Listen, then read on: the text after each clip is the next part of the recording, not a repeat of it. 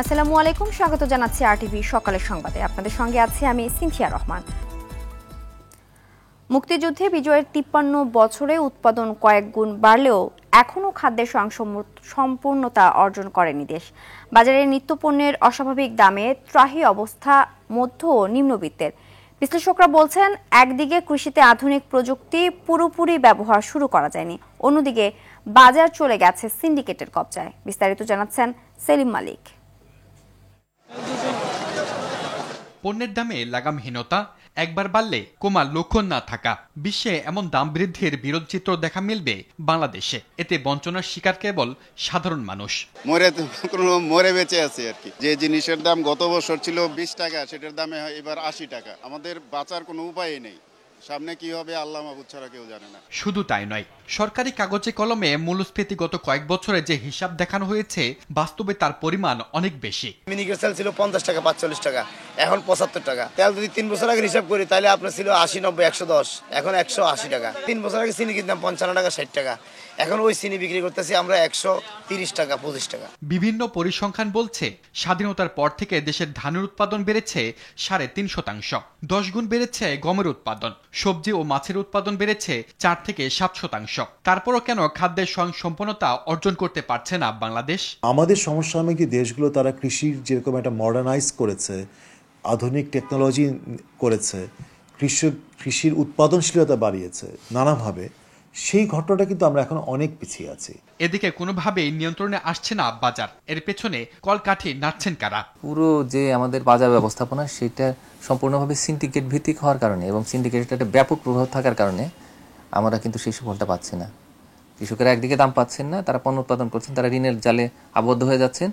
অন্যদিকে যারা কৃষি ব্যবসার সঙ্গে জড়িত, খাদ্যপণ্যের ব্যবসা যারা করছেন, তারা ফুলে পেঁপে হাজার হাজার কোটি টাকার মালিক হয়ে যাচ্ছেন, তারা অর্থ পাচার করছেন। বিশ্লেষকরা বলছেন, পণ্যের উৎপাদন বাড়াতে বিনিয়োগ বৃদ্ধি এবং কারসাজিকারীদের দৃষ্টান্তমূলক শাস্তি দিতে হবে। দৃষ্টান্ত তৈরি করতে হবে যে যারা বড় ব্যবসায়ী, তারা যদি এই অন্যায়ের সাথে জড়িত থাকেন, তাদের লাইসেন্স ক্যান্সেল করে দিতে হবে, তাদের জেল জরিমানা করতে হবে। তাহলে সেক্ষেত্রে অন্যেরা সাবধান হয়ে যেত। ওই দৃষ্টান্তটা করতে পারছি না বলেই ব্যবস্থাপনার উন্নতি হচ্ছে না, সিন্ডিকেটের হাতে পুরো বাজারটা জিম্মি। পাশাপাশি মূল্যস্ফীতি কমিয়ে আনতে বাণিজ্য মন্ত্রণালয়কে সমন্বিত উদ্যোগ নেওয়ার পরামর্শ দিলেন তারা। এরকম যে একটা সমন্বিত উদ্যোগ নেওয়া যায়, হয়তো তাহলে আমরা মূল্যস্ফীতি নিয়ন্ত্রণে সাফল্য দেখাতে পারবো। সেলিম মালিক, আরটিভি, ঢাকা। এই মুহূর্তে চট্টগ্রাম থেকে সরাসরি যুক্ত হচ্ছেন সহকর্মী সাইফুল মাহমুদ। সাইফুল, বাজারে নিত্য পণ্যের দাম কেমন দেখছেন? পণ্যের সরবরাহের কি অবস্থা জানাবেন? সিনথিয়া, আসলে যেমনটি বলেছেন, চট্টগ্রামের বাজার সবসময় ঊর্ধ্বমুখী থাকে। কোনোভাবে কিন্তু চট্টগ্রামের বাজার যে আসলে নিম্নমুখী হবে সেটা কিন্তু বোঝা যাচ্ছে না, এবং ক্রেতা যারা আছে তারা কিন্তু এক দোকান থেকে আরেক দোকানে যাচ্ছেন কিছুটা কম পাওয়ার আশায়, কিন্তু কোনো কাজই হচ্ছে না, শুধুমাত্র দোকান ঘুরতেছে কিন্তু কোনো লাভ হচ্ছে না। আমি সকালবেলার কয়েকটা পণ্যের দাম যদি বলে থাকি তাহলে বুঝবেন আসলে চট্টগ্রামের বাজার সবসময় ঊর্ধ্বমুখী। সেটি হচ্ছে ফুলকপি বিক্রি হতে 80 টাকা থেকে 90 টাকা, পাতাকপি বিক্রি হতে 50 থেকে 60 টাকায়, পুরাতন আলু বিক্রি হচ্ছে 70 থেকে 80 টাকার মধ্যে, এবং ভারতীয় আলু বিক্রি হচ্ছে 100-120 টাকায়, টমেটো বিক্রি হচ্ছে 120 টাকা থেকে 150 টাকাতে, এবং ডিম বিক্রি হচ্ছে প্রতি ডজন 150 থেকে 155 টাকার মধ্যে, গরুর মাংস বিক্রি হচ্ছে 950 টাকা, ফার্মের মুরগি বিক্রি হচ্ছে 190 থেকে 195 টাকা, দেশি মুরগি বিক্রি হচ্ছে 590 টাকা, সোনালী মুরগি বিক্রি হচ্ছে 340 টাকা, দেশি পেঁয়াজ বিক্রি হচ্ছে 130 থেকে 140 টাকার মধ্যে, ইন্ডিয়ান পেঁয়াজ বিক্রি হচ্ছে 100-110 টাকা, চিনি বিক্রি হচ্ছে 130 থেকে 140 টাকার মধ্যে। আসলে বোঝাই যাচ্ছে যে চট্টগ্রামের বাজার সবসময় ঊর্ধ্বমুখী থাকে, কোনোভাবে কিন্তু আসলে এটাকে নিয়ন্ত্রণ করা যাচ্ছে না। এখানকার যারা সাধারণ ক্রেতা আছে তারা বলছেন আসলে পর্যাপ্ত সরবরাহ থাকার পরও কিন্তু কেন দাম ঊর্ধ্বমুখী, এটা আসলে তদন্ত করে দেখা দরকার এবং সঠিক মনিটরিং করার প্রয়োজন আছে বলে মনে করেন। আর যারা বিক্রেতা আছে, ব্যবসায়ী আছে, তারা জানাতেন তারা কিন্তু আসলে 2 হাত বদল হওয়ার পরে খুচরা বাজারে আসে, যার কারণে দাম বৃদ্ধি পায়। তারা বললো আসলে এই মনিটরিংটা যেখানে উৎপাদন হয়, যেখান থেকে মোকামে যদি তদারকি করা হয় তাহলে কিন্তু বাজার কমতে পারে। তবে আমরা খাতুনগঞ্জের ব্যবসায়ীর সাথে কথা বললাম, তারা বলল সামনে রমজানকে ঘিরে পর্যাপ্ত পরিমাণে এলসি খোলা হয়েছে, সামনে রমজানকে ঘিরে কোনো ধরনের পণ্যের ঘাটতি হবে না এবং পর্যাপ্ত সরবরাহ রয়েছে, এবং প্রচুর পরিমাণে পণ্য বোঝাই জাহাজ আসছে চট্টগ্রাম বন্দরে, যার কারণে কিন্তু পণ্য সরবরাহের কোনো সমস্যা হবে না বলে জানিয়েছেন। তবে যারা সাধারণ ক্রেতা আছে তারা জানাচ্ছেন আসলে সঠিক মনিটরিং ব্যবস্থা না থাকার কারণে চট্টগ্রামের বাজার সবসময় বৃদ্ধি থাকে, এটি মনিটরিং করার প্রয়োজন আছে বলে মনে করেন। সিনথিয়া, এই ছিল আমার কাছে বাজার পরিস্থিতি নিয়ে সর্বশেষ তথ্য। ধন্যবাদ।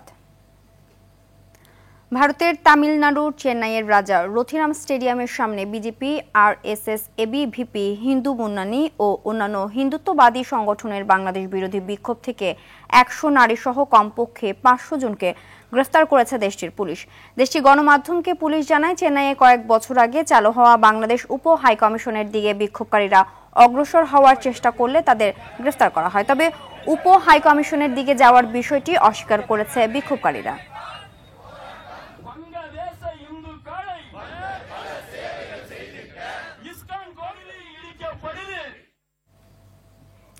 বাংলাদেশ ভারত পররাষ্ট্র সচিব পর্যায়ের বৈঠকে অংশ নিতে 2 দিনের সফরে আগামী 10 ডিসেম্বর ঢাকায় আসতে পারেন ভারতের পররাষ্ট্র সচিব বিক্রম মিশ্রি। বৈঠকে সীমান্ত উত্তেজনা, বাণিজ্য, নিত্য প্রয়োজনীয় পণ্যের সরবরাহ সহ দ্বিপক্ষীয় স্বার্থ সংশ্লিষ্ট বিষয়গুলো নিয়ে আলোচনা করা হতে পারে। বুধবার এক প্রতিবেদনে এই তথ্য জানিয়েছে ভারতীয় সংবাদ মাধ্যম হিন্দুস্তান টাইমস। প্রতিবেদনে বলা হয়েছে, ভারতীয় পররাষ্ট্র সচিব বিক্রম মিশ্রি আলোচনার জন্য আগামী সপ্তাহে বাংলাদেশ সফর করবেন বলে আশা করা হচ্ছে। গত আগস্টে নোবেল বিজয়ী ডক্টর মোহাম্মদ ইউনূসের অন্তর্বর্তী সরকার ক্ষমতায় আসার পর সিনিয়র কোনো ভারতীয় কর্মকর্তার ঢাকায় এটি প্রথম সফর হতে চলেছে। পররাষ্ট্র উপদেষ্টা জানিয়েছেন, দিল্লির বিদেশ সচিব বিক্রম মিশ্রি আসছেন, এটা কনফার্ম। আর সফর এবং এফওসির বৈঠকটি আগামী 10 ডিসেম্বর হওয়ার কথা থাকলেও এটি একদিন আগে হতে পারে।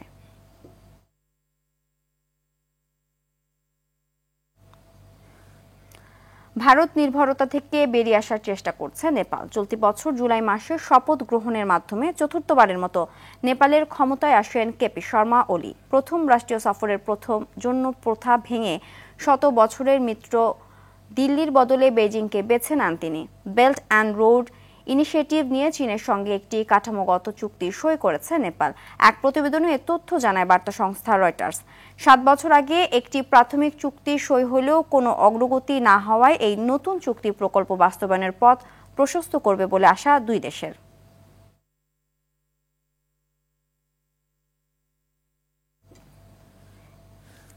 ছাত্র জনতার অভ্যুত্থানে পাওয়া স্বাধীনতা যাদের পছন্দ হয়নি, তারা দেশকে নতুন করে অস্থির করার ষড়যন্ত্র করছে বলে মন্তব্য করেছেন অন্তর্বর্তী সরকারের প্রধান উপদেষ্টা অধ্যাপক ডক্টর মোহাম্মদ ইউনূস।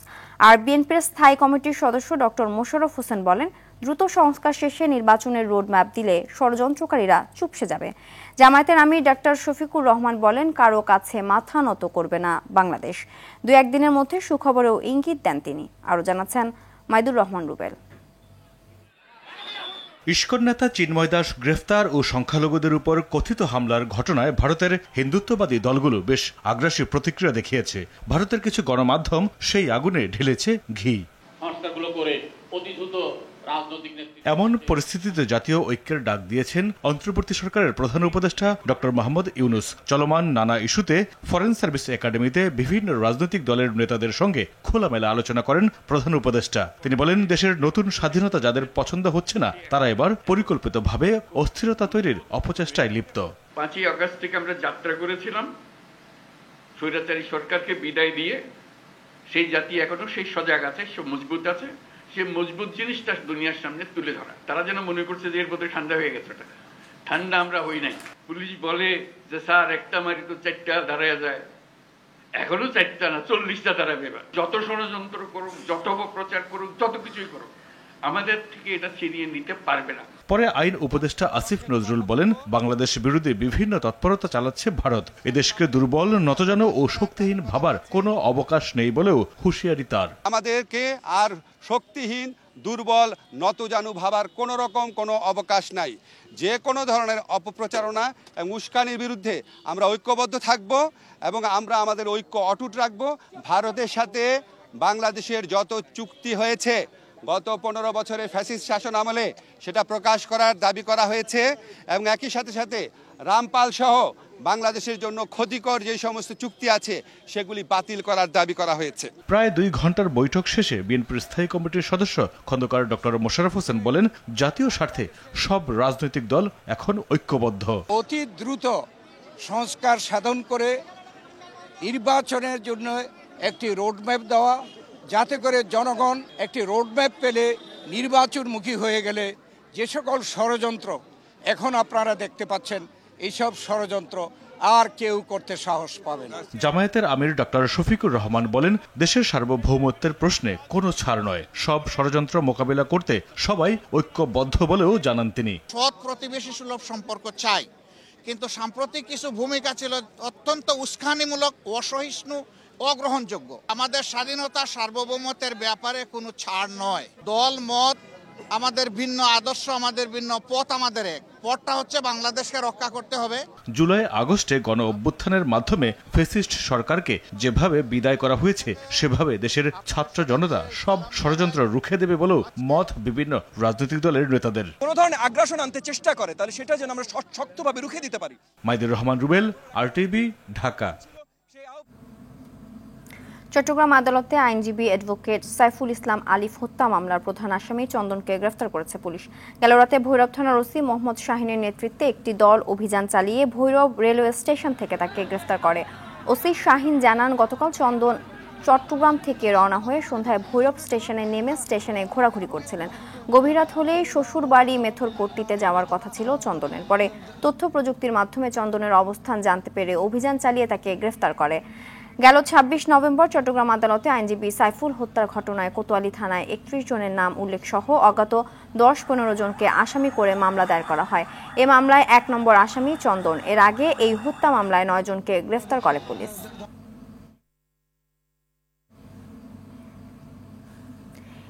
একদিকে বন সাবার, অন্যদিকে জীর্ণ দশায় মুখ থুবড়ে পড়েছে টাঙ্গাইলের চারালজানি বন গবেষণা কেন্দ্র। জনবল সংকট, বরাদ্দের অপ্রতুলতা, গবেষণা কাজ সংকুচিত হওয়া সহ নানা প্রতিবন্ধকতায় ধুঁকছে এই বন গবেষণা কেন্দ্র।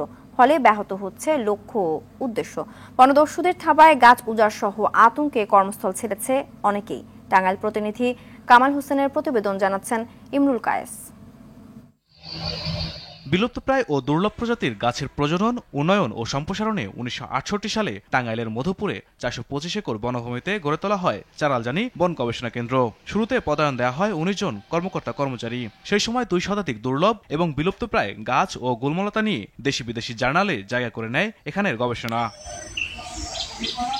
অভিযোগ আছে, প্রভাবশালী রাজনৈতিক নেতা, অসাধু বন কর্মকর্তা, পুলিশ প্রশাসন ও ক্ষুদ্র নৃগোষ্ঠীর লোকজন মিলে অবাধে বনের গাছ কেটে নেয়। গবেষণা কেন্দ্রে পরীক্ষামূলকভাবে লাগানো গাছপালা কেটে ধ্বংস করে বনদস্যুরা। আতঙ্কে কর্মস্থল ত্যাগ করে বেশিরভাগ কর্মকর্তা কর্মচারী। ফলে মাত্র ৪ জন দিয়ে চলছে এখানকার দেখভাল। আমাদের ৪ জন লোক আছে এবং আরো লোকের প্রয়োজন, এবং আমাদের ঘর বাড়িগুলো খুব জরুরি, এগুলো তাড়াতাড়ি সংস্কার করা প্রয়োজন। বৃষ্টি হইলে পানি পড়ে থাকা খুবই দুষ্কর। জনবলের সংকট, জনবল বাড়াইলে ভালো হবে। তবে সময়ের পরিবর্তনে গবেষণা কেন্দ্রটি হয়েছে জরাজীর্ণ। গবেষণা কেন্দ্রের কার্যালয়, 5টি আবাসিক ভবন সহ সবকটি ভবনই হয়ে পড়েছে ব্যবহারের অনুপযোগী। জনবল সংকট সহ সকল সমস্যার সমাধানের আশ্বাস এই কর্মকর্তার। অর্থনৈতিক সংকট, মানে পর্যাপ্ত বাজেট বরাদ্দের সংকট, এটা আমরা আমাদের চাহিদাগুলো আমাদের ঊর্ধ্বতন কর্তৃপক্ষকে বলা হয়েছে। এটা স্থাপনাগুলো হচ্ছে 1968 সনে, এই জন্য এই জরাজীর্ণ। তো ধীরে ধীরে কর্তৃপক্ষের সঙ্গে আলোচনা হইতেছে, বড় প্রকল্পের মাধ্যমে এগুলা পুনর্বাসন করা হবে। ইমরুল কায়েস, আরটিভি। গেল ২৪ ঘন্টায় দেশে ডেঙ্গু আক্রান্ত হয়ে আরও ৫ জনের মৃত্যু হয়েছে। এ নিয়ে ডিসেম্বরের শুরুতেই ২১ জনের এবং চলতি বছর এখন পর্যন্ত ৫০৯ জনের মৃত্যু হলো। মোট আক্রান্ত হয়েছে ৯৪,৩১৪ জন। সারা দেশের মতো বরিশালেও থেমে নেই ডেঙ্গু আক্রান্তের সংখ্যা। ২৪ ঘন্টায় আক্রান্তের সংখ্যা ৫৫ জন। এখন পর্যন্ত মৃত্যু হয়েছে ৫৭ জনে। প্রতিদিন ডেঙ্গু আক্রান্তের সংখ্যা বাড়ায়, হাসপাতালগুলোতে বাড়ছে ভিড়। চিকিৎসকরা জানায়, ডেঙ্গু শনাক্তে নতুন লক্ষণ দেখা দিয়েছে।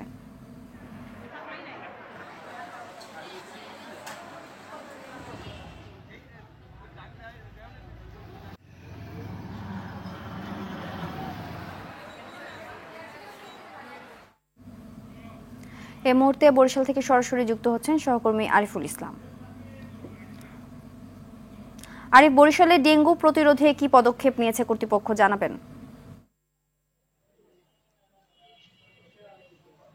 জি সিনথিয়া, ধন্যবাদ আপনাকে। আসলে বরিশালে ডেঙ্গু প্রতিরোধে এখন পর্যন্ত তেমন কোনো পদক্ষেপ আমাদের চোখে পড়ছে না। তবে এখন পর্যন্ত আপনি জানবেন যে চলতি মৌসুমে বরিশালে ডেঙ্গু আক্রান্ত হয়ে প্রায় 57 জনের মৃত্যু হয়েছে এ নিয়ে। আর গত 24 ঘন্টায় বরিশালে ডেঙ্গু আক্রান্ত হয়ে শুধুমাত্র সরকারি হাসপাতালগুলোতে ভর্তি রয়েছে 55 জন। আর বরিশাল সিটি কর্পোরেশন এবং বরিশালের গোটা প্রশাসন এখন পর্যন্ত কি যে পদক্ষেপ নিচ্ছেন সেটি বরিশালবাসীর কাছে দৃশ্যমান নয়। এর আগেও আপনাকে জানিয়েছি যে বরিশাল শেরেবাংলা মেডিকেল হাসপাতাল এবং বরিশাল সদর জেনারেল হাসপাতাল, এই দুইটি হাসপাতাল কিন্তু বরিশাল বিভাগের মধ্যে সর্বোচ্চ চাপ থাকে ডেঙ্গু রোগীদের জন্য। তবে এখান থেকে যেই ডেঙ্গু যারা চিকিৎসা নিতে এসেছেন তারা আসলে ভালো চিকিৎসা পেলেও এখানে অব্যবস্থাপনার কিছু অভিযোগ রয়েছে। অপরদিকে বরিশাল সিটি কর্পোরেশনের যে পরিচ্ছন্ন বিভাগ, তাদের সাথে আমরা কথা বলেছিলাম, তারা বলছেন যে পর্যাপ্ত পরিমাণ জনবল এবং ঔষধের সংকট থাকায় তারা আসলে এই 30টি ওয়ার্ড অর্থাৎ 57 বর্গমিটারের যে এই শহরটি, এটি আসলে পরিপূর্ণভাবে তারা সাধারণ মানুষের চাহিদা পূরণ করতে পারছে না। তবে আমরা দেখেছি যে গত কদিন আগে কিন্তু বরিশাল সিটি কর্পোরেশন কিন্তু ফগার মেশিন এবং হ্যান্ড স্প্রে দিয়ে বরিশালের প্রধান যে সড়কটি অর্থাৎ সদর রোডে এখানে কিছু কিছু স্থানে মশক নিধনের কার্যক্রম করেছিল। তবে সেটি এর পরবর্তীতে যে অন্যান্য যে ওয়ার্ডগুলোতে কিন্তু সেটি দৃশ্যমান নয়। তবে আমরা আরেকটি জিনিস লক্ষ্য করেছি বরাবরই, যে সবসময় যে বরিশালের লঞ্চ ঘাট এবং বাজার এলাকাগুলোতে এর আগে প্রশাসন বলেছিল যে সেখানে ব্যবস্থা গ্রহণ করবেন, কিন্তু সেখানে কোনো ব্যবস্থা গ্রহণ করছেন না। তো এই ব্যাপারে সিটি কর্পোরেশনের সাথে আমরা কথা বলার পর যেই তথ্যটি তারা জানাচ্ছে সেটা হচ্ছে যে আপনি জানবেন যে বরিশালে যেহেতু এখন জনপ্রতিনিধি নেই, শুধু প্রশাসকের মাধ্যমে চলছে, সুতরাং সেখানে যারা কর্মকর্তা কর্মচারী রয়েছেন তারাও সেই আগের মতো কাজের স্পিড কিংবা কাজের যেই পরিধিটা সেটি তারা আসলে খুঁজে পাচ্ছে না। ফলে আসলে বরিশালবাসীর জন্য একটি ভোগান্তির কারণ হয়ে দাঁড়িয়েছে এই এডিস মশা। আর এই এডিস মশা নির্মূলে খুব দ্রুত প্রশাসন পদক্ষেপ গ্রহণ করবেন এমনটাই বরিশালবাসীর দাবি। তার কারণ হচ্ছে ইতিমধ্যে 57 জনের মৃত্যু হয়েছে এবং আজকের সকাল পর্যন্ত যেই বরিশাল স্বাস্থ্য অধিদপ্তরের সাথে কথা বলেছি, আজকে 12টার পর যে রিপোর্টটা দিবে সেটিও কতটুকু সুখকর মানে অনেকটাই সুখকর নয়, এমনটি তারা আসলে আমাদেরকে জানিয়েছেন। তো ডেঙ্গু প্রতিরোধে ব্যবস্থা সিটি কর্পোরেশন গ্রহণ এখন পর্যন্ত কার্যকর নিচ্ছে না। সিনথিয়া, ধন্যবাদ।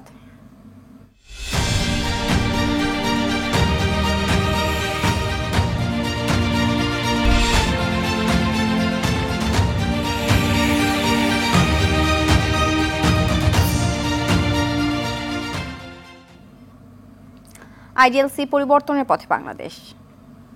বিসিএস-এ মৌখিক পরীক্ষার নম্বর কমানোর উদ্যোগ নিয়েছে সরকারি কর্ম কমিশন পিএসসি। 200 নম্বরে মৌখিক পরীক্ষা হবে 100 নম্বরে।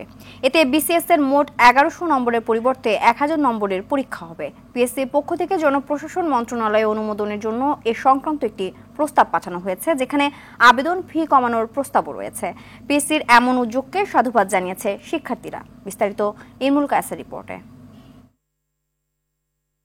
বাংলাদেশ সিভিল সার্ভিস বা বিসিএস যেন এক সোনার হরিণ, আর এই হরিণ শিকারে মরিয়া দেশের সকল উচ্চশিক্ষিতরা। বিশ্ববিদ্যালয় ও কলেজ পড়ুয়া শিক্ষার্থীদের প্রত্যাশা থাকে দেশের প্রথম শ্রেণীর সরকারি কর্মকর্তা হওয়া, যার পছন্দের তালিকায় শীর্ষে বিসিএস। সম্প্রতি বিসিএস নিয়ে সরকারি কর্ম কমিশন বা পিএসসি নতুন উদ্যোগ গ্রহণের সিদ্ধান্ত নিয়েছে, যেখানে বিসিএস এর আবেদন ফি কমানোর প্রস্তাব পাঠানো হয়েছে। পিএসসির প্রস্তাবনায় দেখা যায় বিসিএস এ আবেদনের জন্য প্রার্থীদের অফেরতযোগ্য 700 টাকার পরিবর্তে দিতে হবে 200 টাকা। এছাড়া বাংলাদেশ সিভিল সার্ভিস পরীক্ষায় প্রিলিমিনারি লিখিত পরীক্ষায় উত্তীর্ণদের মৌখিক পরীক্ষার নম্বর কমানোর প্রস্তাবও পাঠানো হয়, যেখানে মৌখিক পরীক্ষায় 200 নম্বরের পরিবর্তে 100 নম্বর করা হবে। এতে করে প্রার্থীদের মোট 1100 নম্বরের স্থানে 1000 নম্বরের প্রতিযোগিতায় অবতীর্ণ হতে হবে। বিসিএস পরীক্ষার এই প্রস্তাবকে সাধুবাদ জানিয়েছে সাধারণ শিক্ষার্থীরা। বৈষম্য বিরোধী ছাত্র আন্দোলনের সমন্বয়ক হাসনাত আব্দুল্লাহ তার ফেসবুক পোস্টে এ বিষয়কে স্বাগত জানান। কম্পিটিশন জায়গাগুলোতে আসলে সবাইকে যেন অংশগ্রহণ করে, স্বতঃস্ফূর্তভাবে যেন অংশগ্রহণ করতে পারে সেভাবে সুযোগ করে দেওয়া। যেটা আগে 700 টাকার মতো ছিল, এখন সেটাকে যেহেতু অর্ধেকের পর্যায়ে নিয়ে আসছে 350 টাকা, এটা ভালো সাইন বা ভালো একটা দিক। বর্তমানে যে 100 নম্বরে নিয়ে আসার চেষ্টা করেছে সেটাও আমি মনে করছি যে ইতিবাচক। এখানে কোনো দলীয় লেজিভিত্তিক থাকবে না। শুধু বিসিএস পরীক্ষায় নয়, সরকারি চাকরির প্রতিটি পরীক্ষায় আবেদন ফি কমানোর সিদ্ধান্ত নিয়েছে অন্তর্বর্তী সরকার। ইমরুল কায়েস, আরটিভি। আন্তর্জাতিক সংবাদ। যুক্তরাষ্ট্রের নিউ ইয়র্কের ম্যানহাটনে দেশটির সবচেয়ে বড় বেসরকারি বীমা প্রতিষ্ঠান ইউনাইটেড হেলথ কেয়ারের প্রধান ব্রায়ান থমসনকে গুলিতে নিহত হয়েছে। নিউ ইয়র্ক পুলিশ বলছে সুনির্দিষ্ট লক্ষ্যে হামলা চালিয়ে ব্রায়ানকে হত্যা করা হয়েছে। সন্দেহভাজন হামলাকারীর খোঁজে তল্লাশি অভিযান চলছে। স্থানীয় সময় গেল বুধবার ভোরের দিকে ম্যানহাটনের হিলটন হোটেলের বাইরে এই ঘটনা ঘটে। পুলিশ জানিয়েছে এ সময় পেছন থেকে ব্রায়ানকে গুলি করা হয়। তার শরীরের পেছনের অংশে ও পায়ে গুলি লাগে।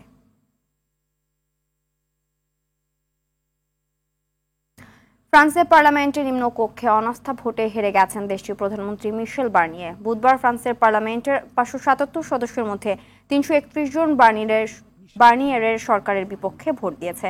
এর মধ্য দিয়ে ক্ষমতায় আসার মাত্র 3 মাসের মধ্যে ক্ষমতাচ্যুত হচ্ছেন মিশেল বার্নিয়ার সরকার। এক প্রতিবেদনে তথ্য জানিয়েছে কাতার ভিত্তিক সংবাদ মাধ্যম আল জাজিরা। ফ্রান্সের ইতিহাসে পার্লামেন্টে অনাস্থা ভোটে হেরে সরকার পতনের সর্বশেষ ঘটনা ঘটেছিল 1962 সালে। এরপর এবার বিদায় নিতে হচ্ছে প্রধানমন্ত্রী বার্নিয়েকে। গাজার আল মাওয়াশির নিরাপদ অঞ্চলে বোমা হামলা চালিয়ে কমপক্ষে 20 জনকে হত্যা করেছে ইসরায়েল। এই হামলায় আহত হয়েছে আরও কয়েক ডজন। হামলায় নারী ও শিশুরা পুড়ে মারা গেছে বলে জানিয়েছে সংবাদ মাধ্যম আল জাজিরা। এদিকে হিজবুল্লাহর সঙ্গে যুদ্ধবিরতি চুক্তি সত্ত্বেও ইসরায়েলি বাহিনী দক্ষিণ লেবাননে বিমান হামলা অব্যাহত রেখেছে। মাজদাল জাউন এলাকায় লঞ্চ প্যাডে হামলা করা হয়েছে বলে দাবি করেছে ইসরায়েল। গত বছরের 7 অক্টোবর থেকে ইসরায়েলের অব্যাহত গণহত্যা এ পর্যন্ত 44,532 ফিলিস্তিনি নিহত হয়েছে। আহত হয়েছে 1,05,538 জন। খেলার খবর ক্রিকেট। ওয়ানডে সিরিজ জয়ের আত্মবিশ্বাস নিয়ে আজ আয়ারল্যান্ডের বিপক্ষে প্রথম টি-20তে মাঠে নামবে বাংলাদেশ নারী দল। সিলেট আন্তর্জাতিক স্টেডিয়ামে ম্যাচ শুরু দুপুর 2টায়। আইরিশ নারীদের ওয়ানডেতে হোয়াইট ওয়াশ করলেও ভিন্ন পরিবেশ টি-20 সিরিজটি নতুনভাবে শুরু করতে চায় টাইগার্সরা। ওয়ানডে সিরিজের মতো টি-20 সিরিজও নিজেদের করতে ম্যাচ বাই ম্যাচ এগোতে চায় বাংলাদেশ নারী দল।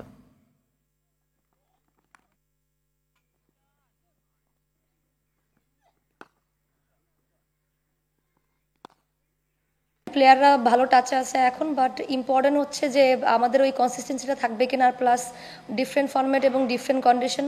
অবশ্যই আমাদেরকে একটু চিন্তা ভাবনা করেই খেলতে হবে, বাট প্রথম ম্যাচটা অনেক বেশি ইম্পর্টেন্ট, কারণ আমরা জানি যে প্রথম ম্যাচ যদি আমরা ভালো করতে পারি সেই ফ্লোটা ওডিআইতে যেটা হয়েছে যে প্রথম ম্যাচটা ভালো খেলার কারণে কিন্তু টি-20তে সেম জিনিসটা থাকবে আমাদের মাথার ভিতরে যে আমরা প্রথম ম্যাচটা যেন খুব ভালোভাবে জিততে পারি।